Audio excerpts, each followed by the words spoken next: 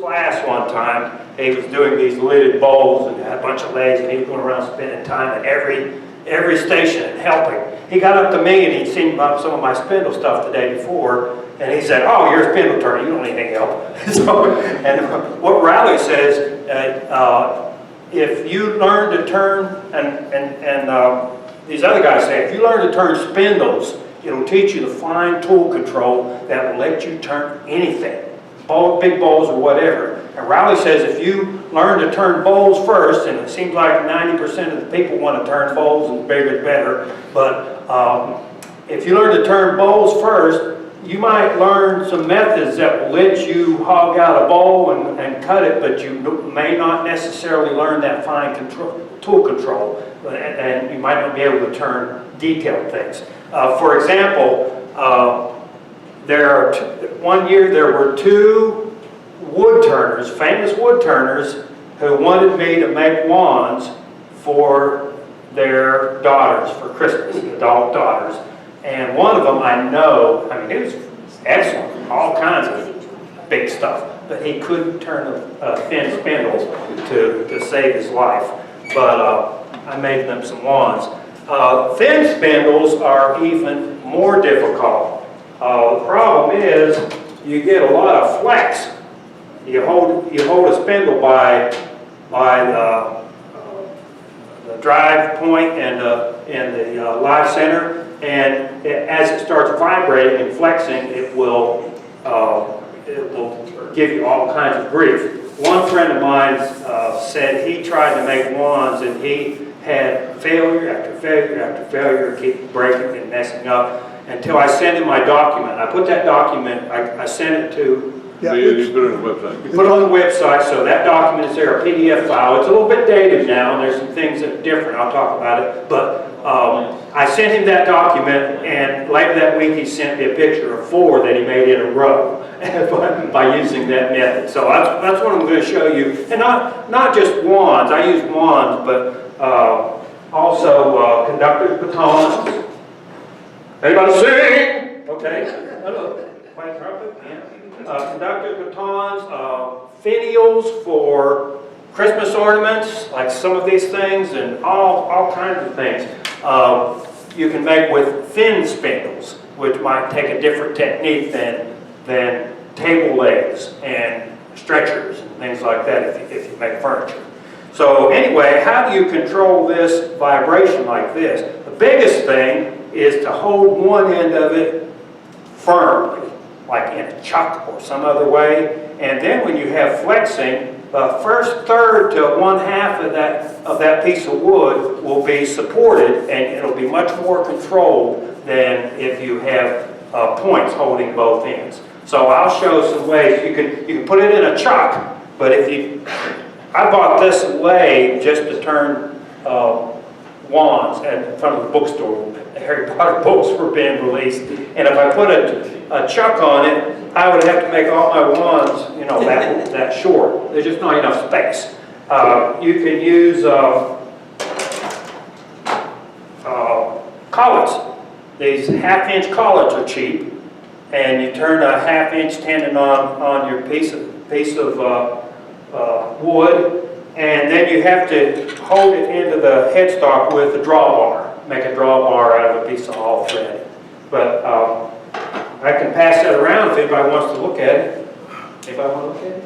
Okay. That spindle was made out of holly, and that's one I made, trying to brag here a little bit. There's 0 sanding on that. That's straight off the tool. The way that I prefer to do thin spindles is to put a Morse taper on the end and put it right into the headstock, and then hold the other end with the tailstock. And some of the reasons I like that, first, it doesn't take up much room, and I can make what I call a full-length wand on the mini lathe. Oh, by the way, when I set up at the bookstore, I had a bunch of blanks and some handle styles the kids could pick out, some of the adults could pick out, and then I had a whole table full of wands that I'd made and brought. I I sold $1,750 worth of lawns in 3 hours that day. It was crazy. So what I like to do is turn a little Morse taper on the end. And does anybody want to see how you do that? Yes. Okay. Let's see. I'll do a short piece here. I can't do the whole one. By the way, there are all sorts of ways that you can use to mark up the center of an end. The things that you pound on and draw lines and all that. What I use is a pencil. Let me get that right here. Yeah. And I hold my finger as sort of a stop, and I make a line. It doesn't even matter if it's in the middle. And I'll turn it around and I'll make another one. I've got 2 lines right there, so the center is somewhere in the middle of that. And here, and here, and then do the other end.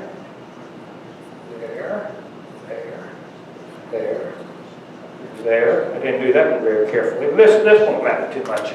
And then what I always do, especially with thin spindles and especially with wood that's hard and brittle, is I put a hole in the end with my cordless drill, available from Woodcraft, gimlet. I understand that gimlets were widely used to put holes in shingles, in split shingles, back in some other period. Okay, so let me put the small, well, make this work one way or the other. Okay, so I have to put a center in there. Now the centers that I like to use, by the way, are called step centers.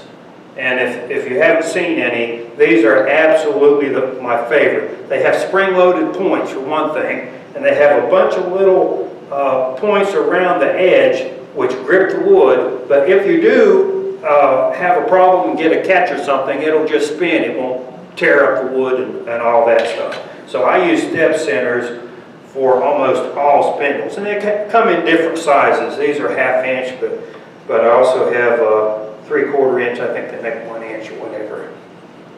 Okay, let's see. Put the tool rest up here somewhere.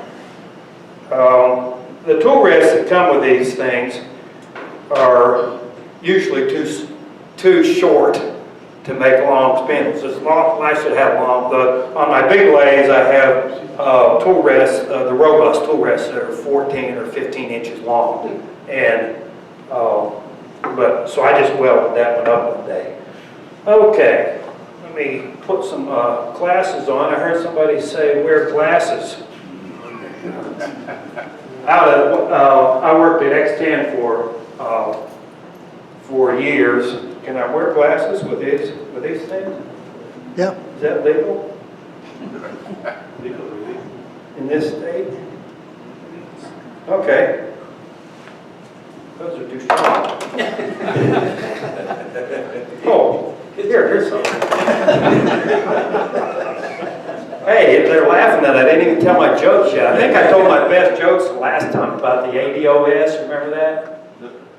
I was setting up a telescope and running around from the telescopes, and the eclipse was coming over, and the guy said, sorry, I've got ADD, HHHHD. And he said, no, you don't. He said, you have ADOS. I said, what's that? He said, attention deficit, ooh, shiny. Yep, you can use that. I thought I told that last time. Okay, when I turn spindles, I have the speed up pretty high. And the highest it'll go. Things work better that way. So let's see, we'll go. First I'm going to just waste some wood and turn a little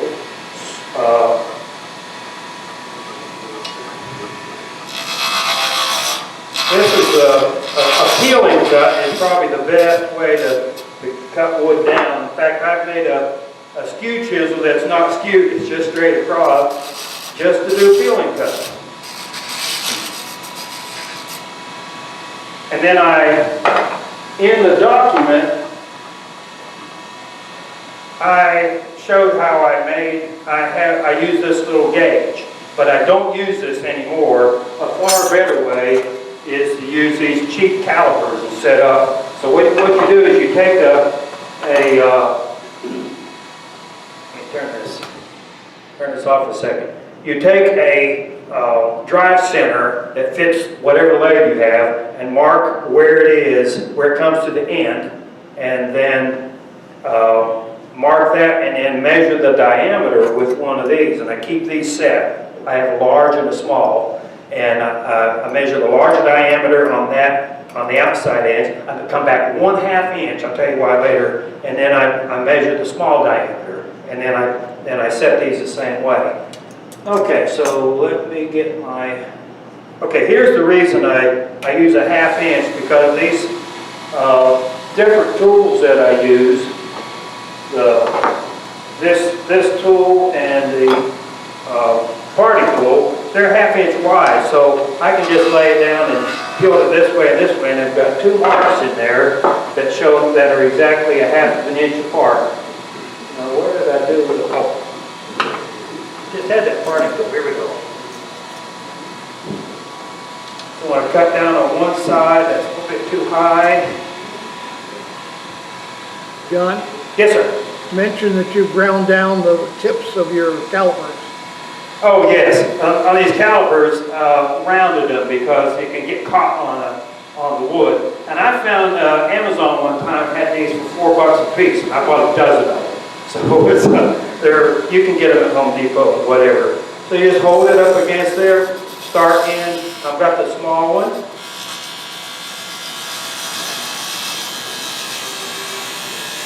Until it slides over. And then get the large one. Wiggle it a little bit and slide, it'll cut better. And then cut this back into a paper just by eye. Make it a little wider on this end. And then I always make a little relief in the middle, like that. So that's basically how I do that. And what I'll do is test that. And I usually, when I'm making, like all these blanks that I made to bring here, I would turn them on my big lathe, and then I would go test them on this lathe to make sure that they fit. And I'm not going to worry too much if it doesn't fit perfectly, because I don't care, I have other things to do. But oh, and that's pretty good fit. It's tight here and it's tight here. You should have 2 little rings on it, and you don't really need the center, because if you don't have it right, you'll have something that will rock on. So that's why I take the center away. Okay, so I start the blanks like that, and let's see. And if I were to make a wand, I would start with a piece of wood about 1 inch or 1 1/16 or 1/8 or something like that. And then I like to make them 13.5 to 14 inches or so long. And I've got that in that little document too. But you can start and chuck this thing up after you turn a Morse taper on one end. But you got a lot of turning to do. So what I like to do is set up on the bandsaw first and slice off a little bit, most of the part of the way down, leave enough room for a handle and that to grab on the lathe. A couple of things here. I have this, if somebody wants to look at it later. I wrote the dimensions and things that I like to use. I'll put it up here. And here's what not to do. Make this too thin. What not to do, so I can remember that. Okay, so we want to do, let's get a piece of cherry here. And I'll show you the techniques that I use. I've already marked this. There are a couple of reasons to put a hole on the end. One is, if I've got a center that I'm trying to line it up on, if I don't have a hole, I have to get down and look until I get it right in the middle. And if I've got the hole there, it just slides right into it. Also, if you have brittle wood can split it too easily. If you put a bigger hole in it, it'll help keep from splitting. If you use a live center that doesn't have a spring-loaded point, like a one-way and all that, you can knock those out. It'll take a little drive, and you can knock those things out and just put the cup on it if you get it centered right. I forgot to say another reason that's nice to use this Morse taper to fit, as opposed to a chuck. If you put a piece of wood in a chuck and then take it out and get it, put it back in the chuck the next day or the next week or the next month, you're never going to get it lined up right. And I can take a wand, and I put a couple up here that I have taken the ends off, and put them in here and turn them back on the next day or weeks later, unless the wood has warped due to it being wet or something, or it had internal stresses in it.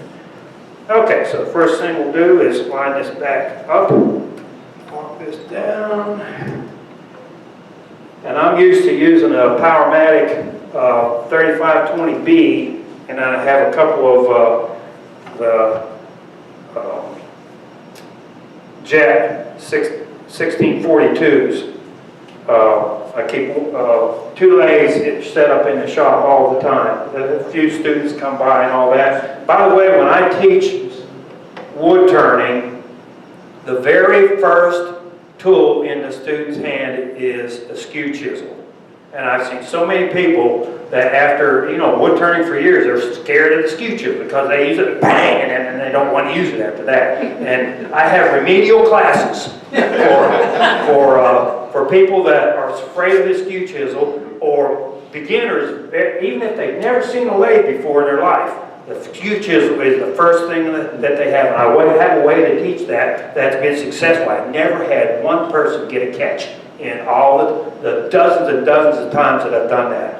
And so my shop is, they'll have my name and telephone number and all that stuff up there after a while, but my shop is open if you have a clean bill of health for little classes like that, the one-on-one, and my fee is kind of high. It's a good story or a good joke, so I like the jokes a lot. You hear about the man who lost his chewing gum in the chicken coop, didn't you?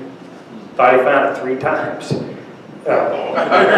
We have chickens, and I raise peacocks, and have guineas and turkeys and incubators and horses and llamas.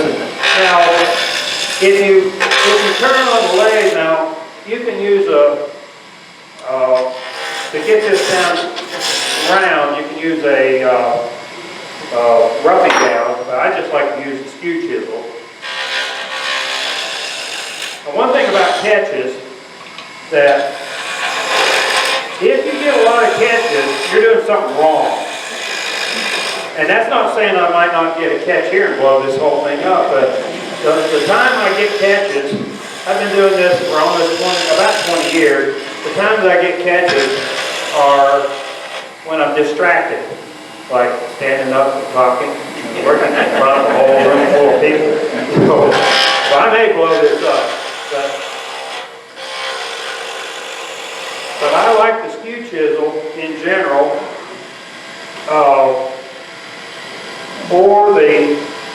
or the roughing gouge. Now, the thing about the roughing gouge, a lot of them have slats on the end, and when you get down to the point, you can turn it up to the side. You got your little Skew Chisel too, for no extra charge.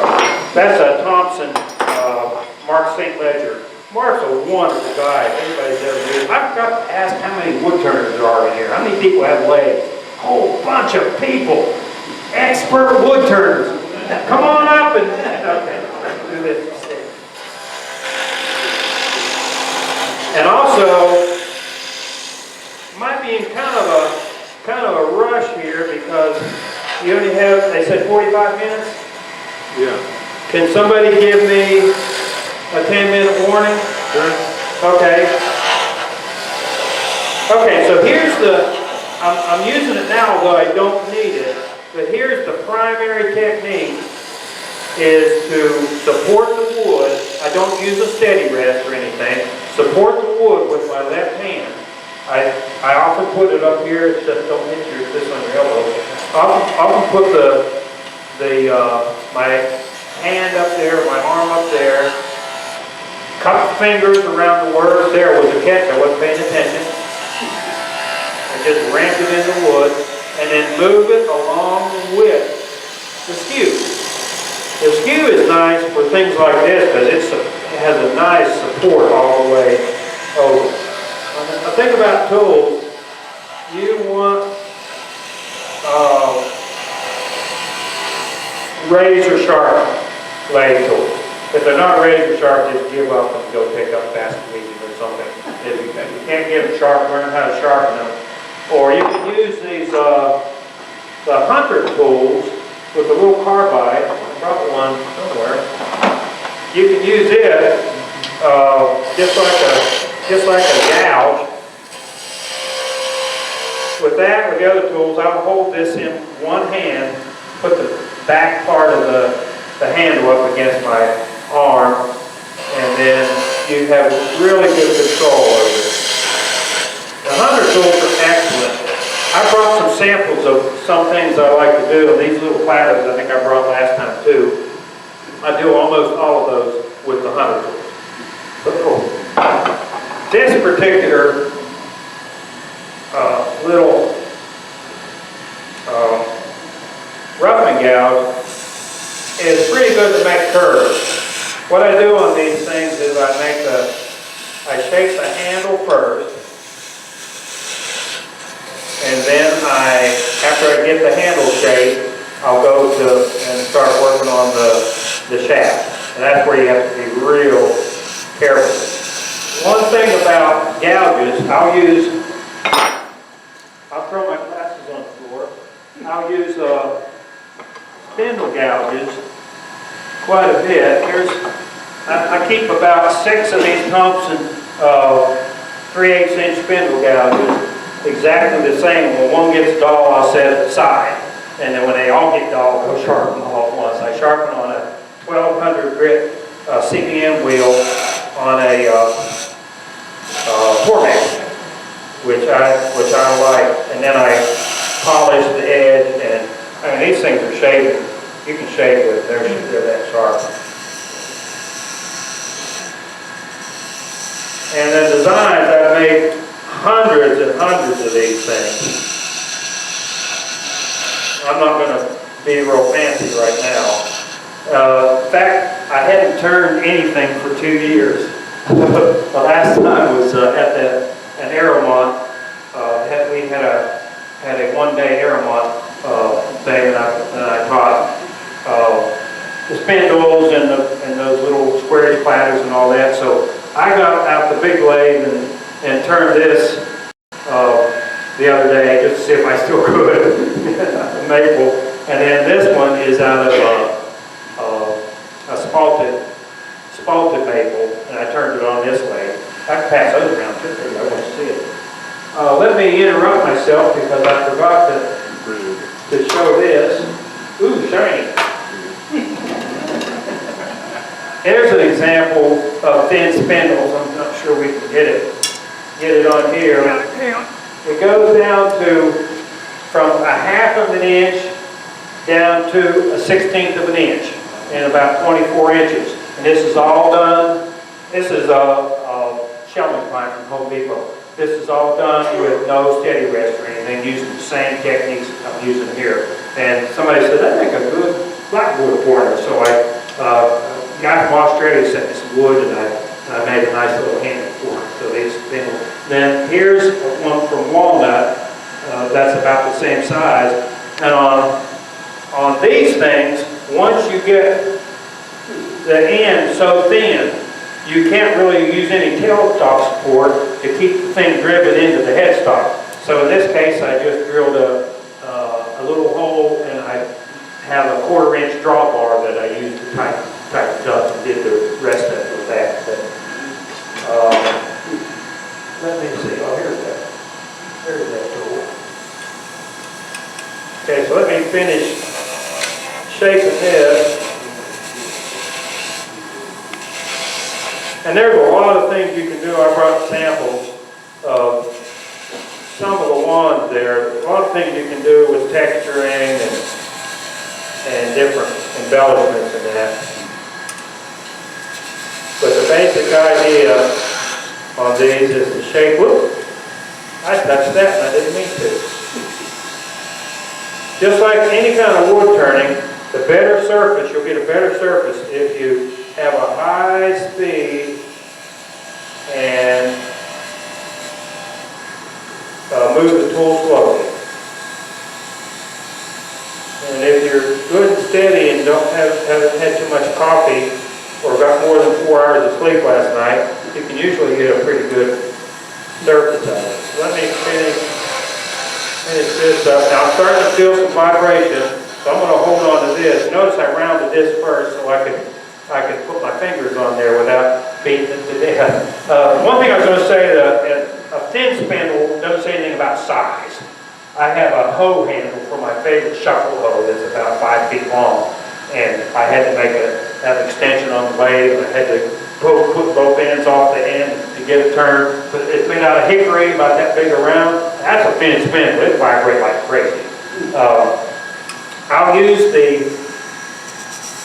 Oh, I also forgot to say about the wood selection. Dry wood, straight grain, avoid punky wood, avoid wood with a lot of defects and things in it, any kind of cracks, can cause you all kinds of grief. The harder wood, the better for me. I like it hard, and the stronger the wood also. And if we have time, if anybody's interested, at the end, I brought some blanks, and some are already shaved down with the bandsaw, and some aren't. And what I usually do is, in pour clubs, and this obviously is not a pour club, I suggest that any proceeds go to the club. In rich clubs, I suggest that any proceeds from the auction of the blanks go to a charity, your favorite charity. So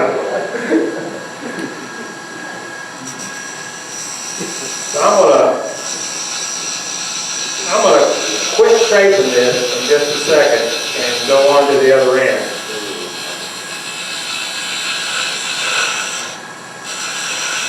And the rule is to turn fast. Turn with the speed up high. I got 3,000 RPM or so. And then when you go to sand it, of course, you want to slow way down. I do much of my sanding off the lathe. Those little squarish splatters I've got there in the bowl things, all that is done off the lathe, all the sanding, and use hand scrapers to clean it up. John, why all the different gouges? What? Why all the different gouges? Why such a variety and keep changing? Why do I bring so many tools? Why do you need so many? Oh, well, I might decide to use this one. Why don't you hold them up to the camera and then see the Okay. tips? For skew chisels, for instance. Let's see.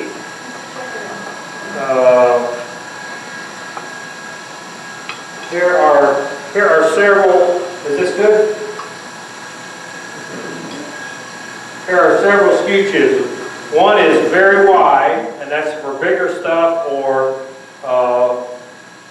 it's easier if you're distracted to keep from making a mistake. The smaller chisel, the smallest skew chisel will get in tighter places. This has a round piece of rod from Thompson steel. And then here's a good compromise. Most of the skews I do with about 38 degrees included angle, and some of them I do 60. When I have students, I usually get from 45 to 60 because they're more forgiving. The duller the bigger the angle, the more forgiving it is. The sharper the angle, the more effective it is, but the less forgiving. And these are the hunter tools with the carbide. Now, I generally don't use carbide with flat top, they give a really poor surface. But these are specially shaped and they work like gouges and they work like scrapers. Hold it still so we can get a shot. My eyes keep going back and forth. So it's got a little tip on it. That little tip, and you use a little tool and loosen it up and turn it around. And the first one I had last, I didn't have to change the tip for several years, and I used it quite a bit. And I look at it with a microscope and I can see where it's wearing out. Here's a duplicate of that. These things are great for beginners. You could let them use it as a scraper, like this, or as a gouge. And you can make real fine cuts. Real nice cuts with these things. And there's no sharpening ever. When it gets dull, you throw it away. And then some of these others are, that was the spindle roughing gouge. And some of these others are spindle gouges. It was a 1/4 inch and a 3/8 inch spindle gouge. They have a flute on them. It's a different kind of a flute and a different kind of a grind than you would if you were bowl turning. So, when I talked about using the Skew Chisel, when I get to this part, and I'll go ahead and do this now, you have to be real careful. If you use a spindle gouge, the thinner it gets, the more likely it is to just the use of it dig in straight into the wood and cause more problem, more vibration and that. So I avoid using that except for detail. So I'll probably pick this 3/4 inch Skew Chisel to make this thinner. So I'll run down it like this. I like to make a couple of a little end. That's where I'm going to stop. And you can look at some of these finished ones that I've left the mounting mechanism, mounting end, and the support end already on it, ready to cut off. I just brought those for example. So I'll just work back and forth here. And you can hear the vibration, but it's not critical at this point. When I first started doing this, I get on one of the wood turning forums and talk about it, and all these people who think they know everything, some of them were telling me, you can't do that, you can't put your hands on the wood, keep your hands away from the wood, you're going to teach bad habits to people, and that's going to be terrible. But you look at Richard Ratman, one of the best wood turners in the world. He teaches that technique, support with the hand. Even when you turn thin bowls or cowboy hats or something, or sometimes boxes, you have to support the wood on the outside, especially as it gets thinner. Otherwise, you're just going to lose it. So, through vibration. So I might hold my hand this way, or if I'm getting this really thin, I might cross over this direction. This is about 1 millimeter too high. There. Or across my hand, whatever it takes to control the vibration. And for wands, you may not ever make a wand, but if you do one, I know that you'll know somebody that wants it.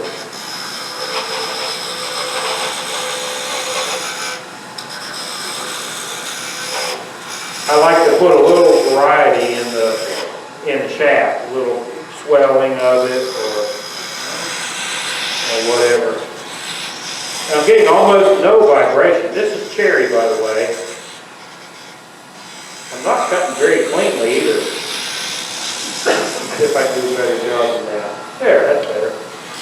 My goal is to not use have to use sandpaper coarser than 320 or 400. And most of the time that works out okay.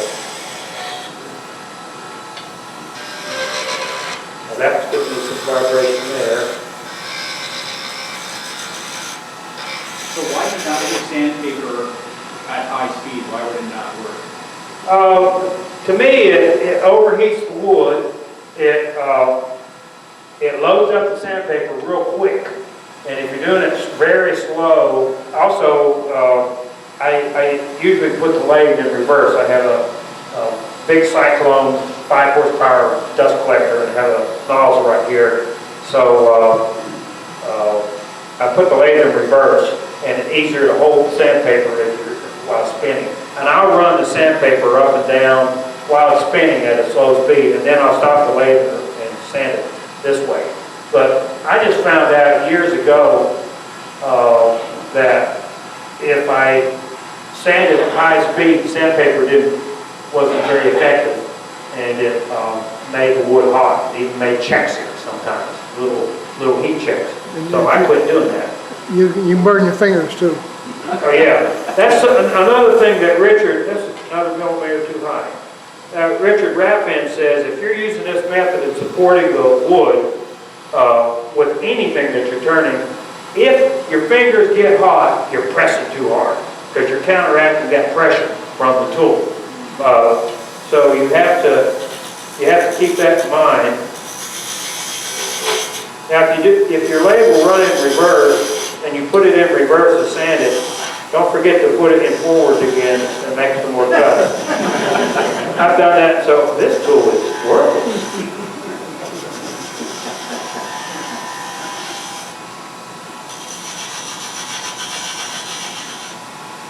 I had fun here doing the bandsaw thing. Too bad we couldn't do more. What are we doing on time? You got 10 minutes? Got 10 minutes left? No, 15. 15, okay.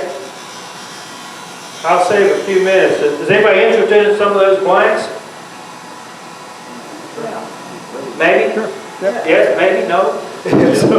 Okay. I'll allow a few minutes for that too. See if I can make a nice smooth cover here. No? You need to sharpen that. Yeah, get another one. Let me try this 100 for this.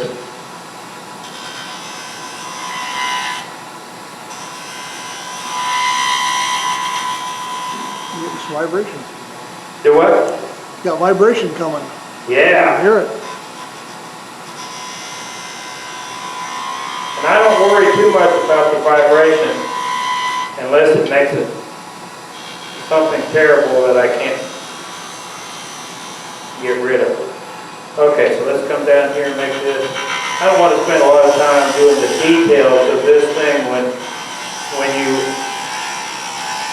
already can see the principle. Why don't you talk about cutting downhill? Do what? The cutting downhill, you did that in the cove. Yeah. The spindles are all the grain oriented this way. So in a bowl, it's different since you're crossing the concept of uphill and downhill. You never want to cut uphill, except in a few cases. So cutting toward from a large diameter to a small diameter will give you a cleaner cut because you're cutting downhill. Right here, I've got that little swell. I technically should go backwards here.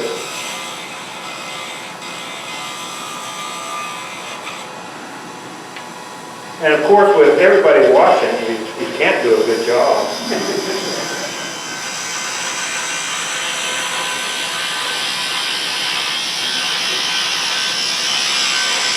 Now, another thing about design, I'm often make for one.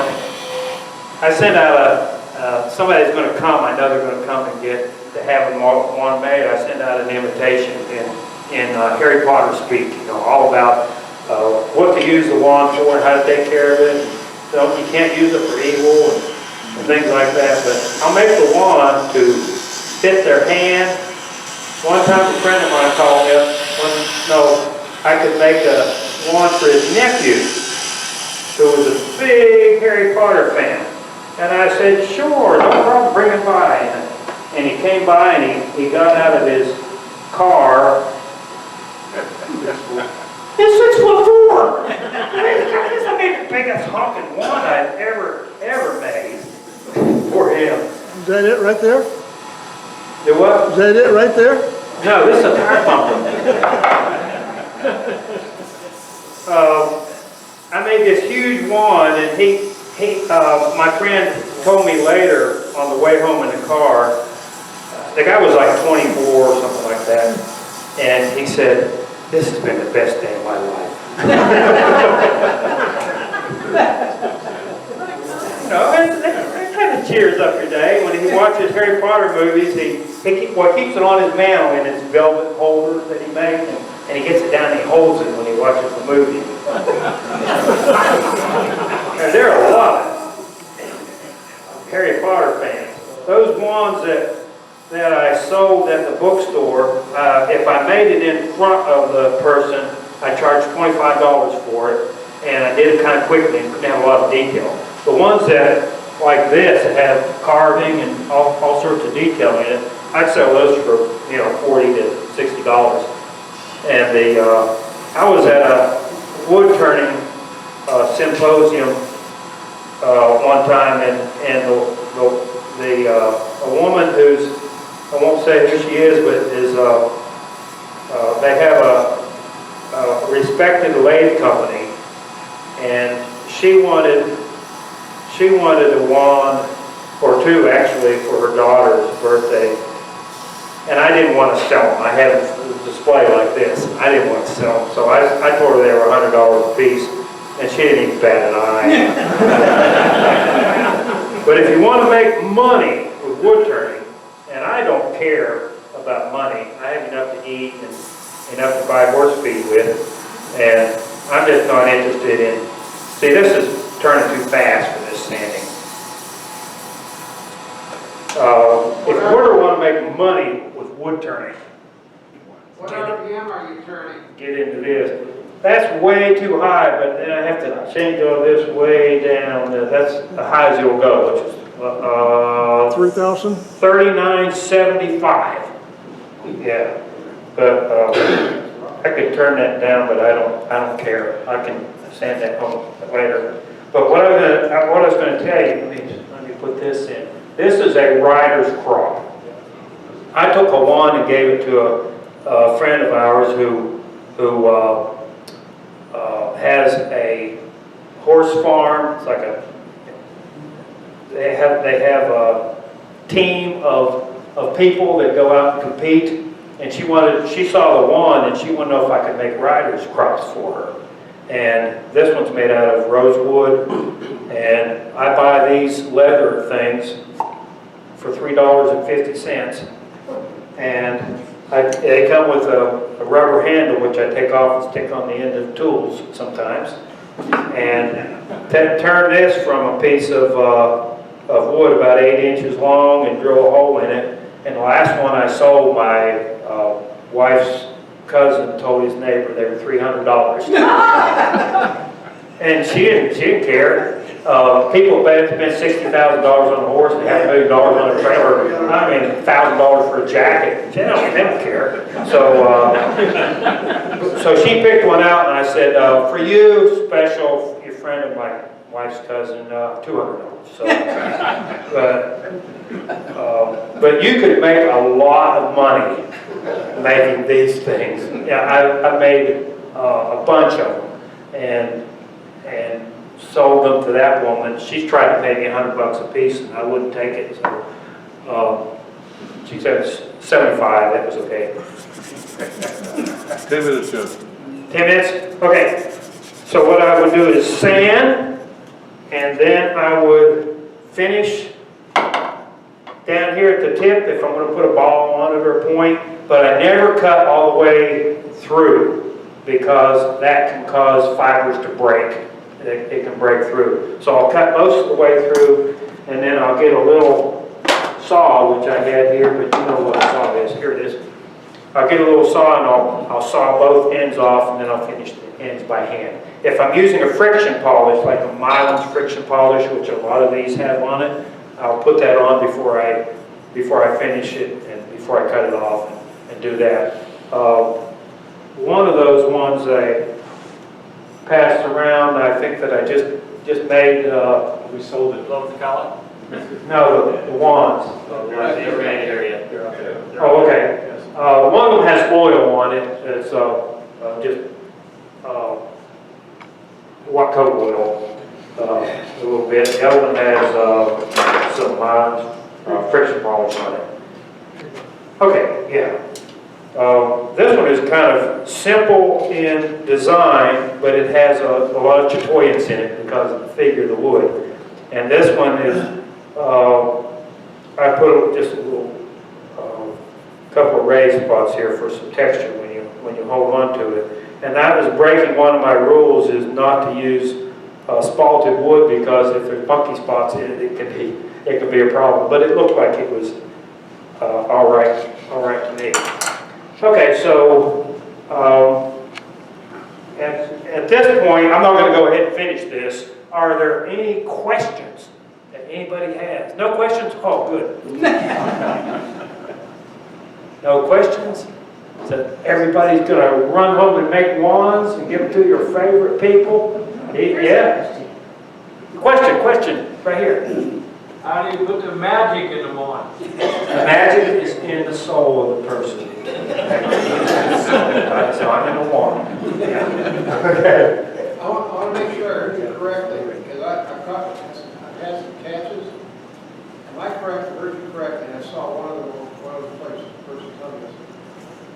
To avoid the catches, you go from the thicker diameter to the thinner diameter, never the other way, correct? Well, that doesn't avoid the catch. That gives you a smoother surface. Okay. If you're cutting downhill, you're cutting through all the fibers lined up this way. You're cutting through those. You get a much smoother surface.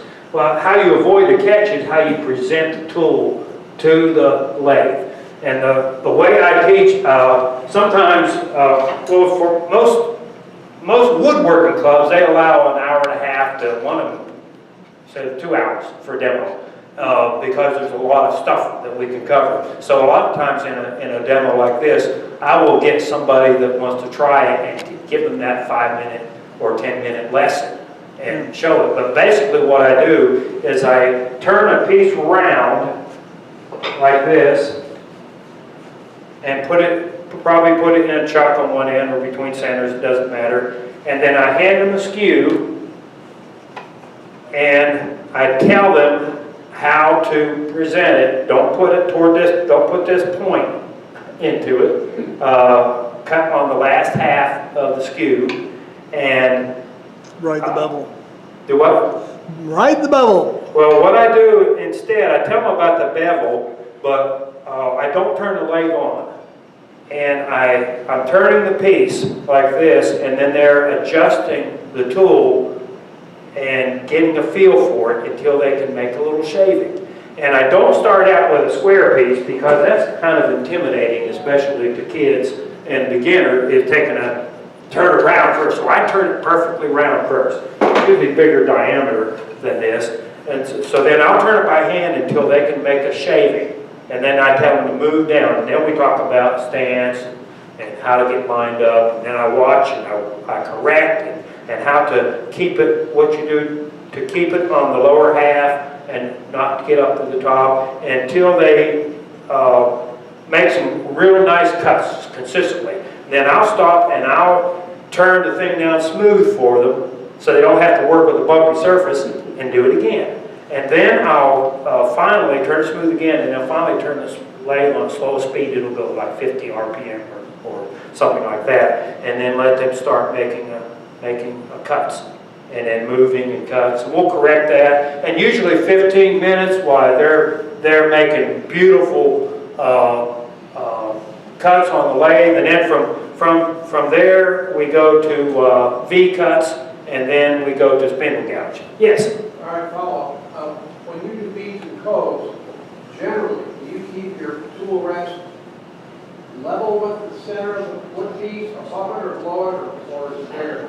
Well, on this lathe, I would have it higher than my lathe, because this isn't very high. So mostly to me, it depends on the feel, how it feels. I've seen some people that did all their turning with the skew with the tool rest up like this, and that's generally not a good idea.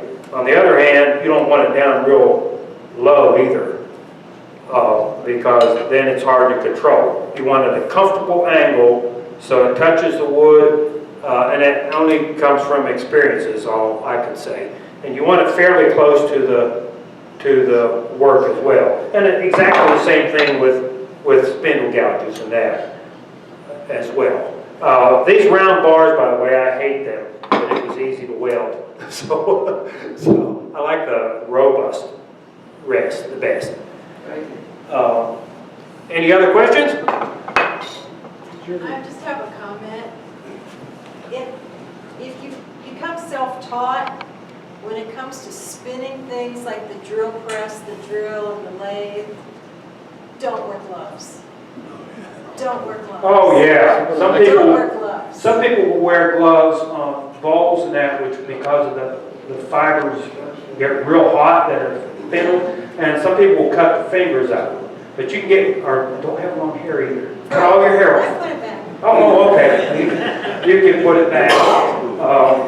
Here's one little tip for bowl turning, is if you use a bowl gouge, when I use a bowl gouge and I'm cutting things like these or platters or other bowls, those shavings come right up the flute and get my hand really hot. And if I use this this Hunter tool, the shavings go flying up this way, and they never hit my hand. So that's another reason I like these. I have these about 7 or 8 different types of those. Did you have a question? Yeah, I had a question. Did you ever teach them to use a constant diameter instead of a tapered one to try and get a whole row of beads that are consistent in the... That's what we do for practice, is we'll turn cylinders first, and I have a whole box of students' practice pieces, and then we'll do beads, and then we'll do coves, and then we'll turn it down. It's like some of the experts recommend, turn it down to a cylinder again, and then make beads and coves again, until you get a real good feel for it. Most of the students had never seen a lathe before like the skew better after they learn it than they do the spindle gouge. That spindle gouge, when you think about it, it takes multiple movements at the same time in order to make a cove or a bead. You know, you got to turn like this, you got to do this all at the same time. And the skew is pretty much like this, maybe up or down or a little bit like that. So it's the simplest tool in the book. And I've had some real experts. When I tell them, I always start the students with a skew. They say, "You can't do that." That's what I do. So what I have here is some blanks. If anybody is interested in them, I'll tell you what kind of wood is, and then you make an offer, and then if it's a nickel and somebody offers a dime, they get it unless you go to 15 cents. You understand how auctions work? First, I got several pieces of square, already cut down, a piece of walnut, and here's a little hint. If you want good exotic woods for free, go to these companies that have the big granite slabs and that come in. They have wood pallets, and they break the pallets down, some of them, and throw them in the bins, and you go through them. And so there's a piece of walnut and a piece of pallet wood. Will anybody give 50 cents for that? 50 cents? Do I hear $1? $1.50? $1.50? $1 going once, going twice. There, you have to remember who to pay. Okay, who do I pay? Okay. And here's a piece of cherry and a piece of red bud. It's hard to find good red bud. Okay, 2 pieces of cherry and red bud. Do I hear a bid on this? $1. $1? Okay. Going, just $2. $2. Can you go? $2.10. $2.10. Oh, come on. 50 cents. $2.50, did I hear you say? He said $2.50. $2.50. It's yours.